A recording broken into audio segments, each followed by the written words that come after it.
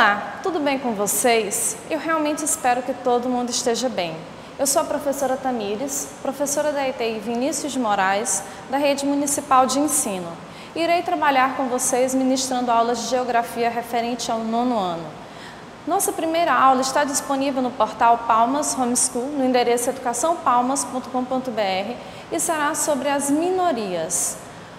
O objetivo da nossa aula é analisar as manifestações culturais de diferentes grupos sociais e a multiplicidade cultural desses grupos em escala mundial. Se nós formos analisar, a população mundial ela é bastante diversificada. Não é um grupo homogêneo. Nós temos pessoas diferentes até mesmo na nossa cidade, no nosso país, no nosso estado. Então nós precisamos entender o que são essas minorias, por que existem minorias. Primeiro a gente tem que compreender alguns conceitos. O primeiro conceito é o que é uma etnia. Etnia vem proveniente do grego étnicos, que significa gente ou nação estrangeira. É um conceito polivalente, que constrói a identidade de um indivíduo resumida em parentesco, religião, língua, território compartilhado e nacionalidade, além de aparência física. Ou seja, grupos de pessoas que têm algumas coisas em comum, algumas afinidades. E um outro conceito que nós precisamos também estudar é o conceito de grupos étnicos. Segundo a Wikipédia, grupo étnico é uma categoria de pessoas que se identificam mutuamente, geralmente baseada em genealogia ou ancestralidade, bem como tem semelhanças de língua, história, sociedade, cultura, nação em comum. Ou seja, um grupo de pessoas que tem algumas características em comum.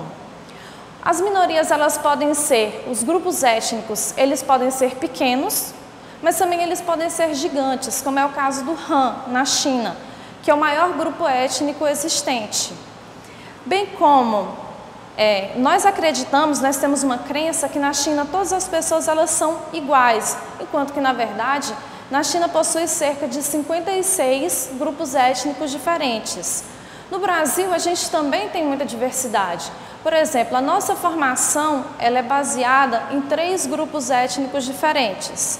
Os índios, que viviam já na região, os indígenas, os europeus, que vieram para o território que hoje é o Brasil, e os africanos que foram escravizados. Se nós olharmos o nosso gráfico, essa é a composição por raça, cor ou etnia dos dias atuais.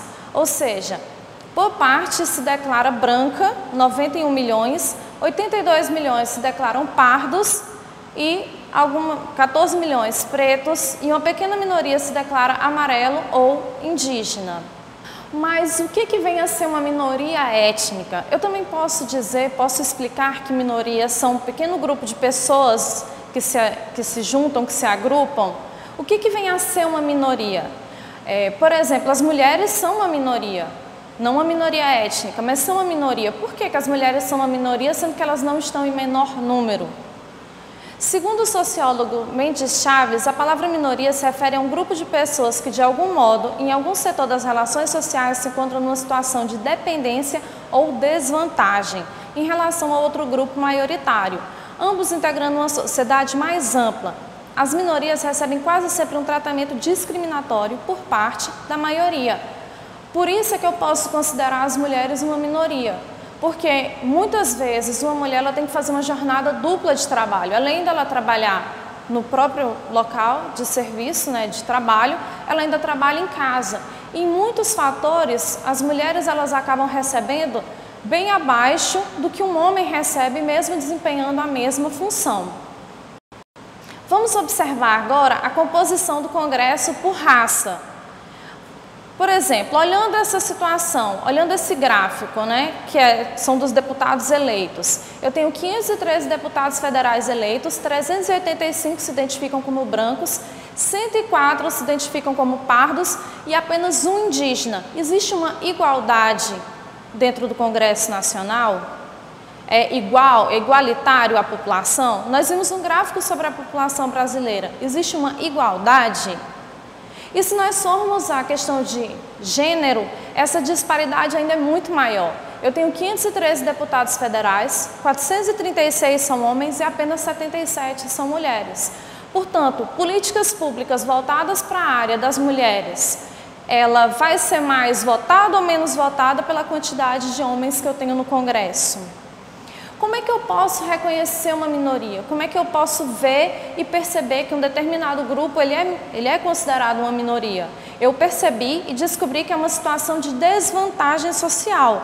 Ele está em desvantagem em relação aos grupos maioritários. Mas eu tenho 4 tópicos diferentes para identificá-los. Primeiro, situação de vulnerabilidade. Em geral, é um grupo que ou não é assistido pela lei, ou se não é efetivamente. Eu vou novamente usar o exemplo das mulheres. Por mais que exista uma lei específica contra a violência doméstica, que é o caso da Lei Maria da Penha, nem sempre ela funciona 100%, ela funciona na sua total efetividade. Um outro ponto é a identidade e informação. Por mais que esse grupo exista há milhares de anos, eles ainda estão se identificando enquanto grupo minoritário, enquanto grupo necessário de direito, que é o caso dos indígenas.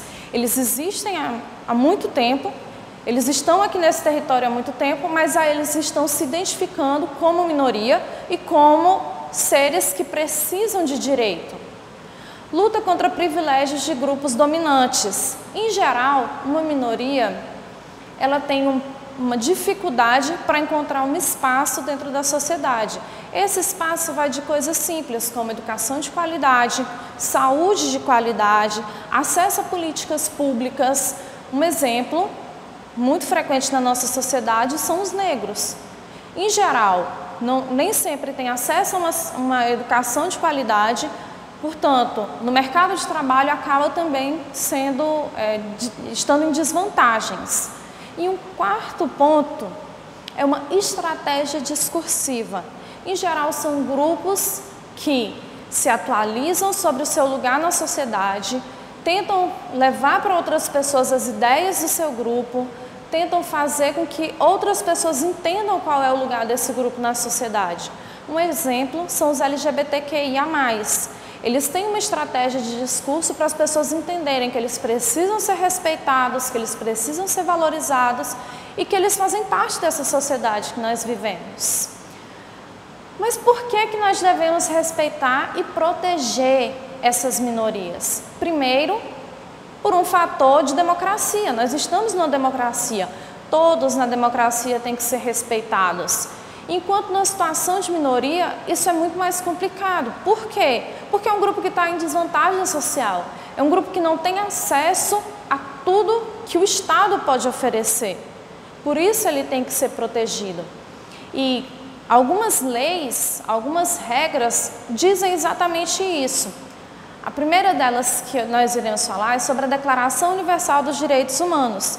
Em seu artigo 2º diz que todo ser humano tem capacidade para gozar os direitos e as liberdades estabelecidas na declaração, sem distinção de qualquer espécie, seja por raça, cor, sexo, idioma, religião, opinião política ou de outra natureza, origem nacional ou social, riqueza, nascimento ou qualquer condição. E o Brasil é um país que concordou com a Declaração Universal dos Direitos Humanos. Portanto, ele também tem que estar na nossa vivência. Uma outra declaração que vem para reafirmar isso é a Declaração sobre os Direitos das Pessoas Pertencentes a Minorias Nacionais ou Étnicas, Religiosas e Linguísticas, que diz que os estados eles protegerão a existência da identidade nacional ou étnica, cultural, religiosa, linguística, ou seja, a função do Estado proteger essas minorias. Proteger aquelas pessoas, seja por fator religioso, seja por fator cultural, seja por fator linguístico. Afirma também que as pessoas pertencentes às minorias nacionais ou étnicas, religiosas e linguísticas terão direito a desfrutar da sua própria cultura, ou professar e praticar sua religião, e utilizar o seu próprio idioma. Elas não podem ser discriminadas, seja por fator religioso, seja por fator cultural, seja por fator de idioma. Então, não pode haver uma discriminação.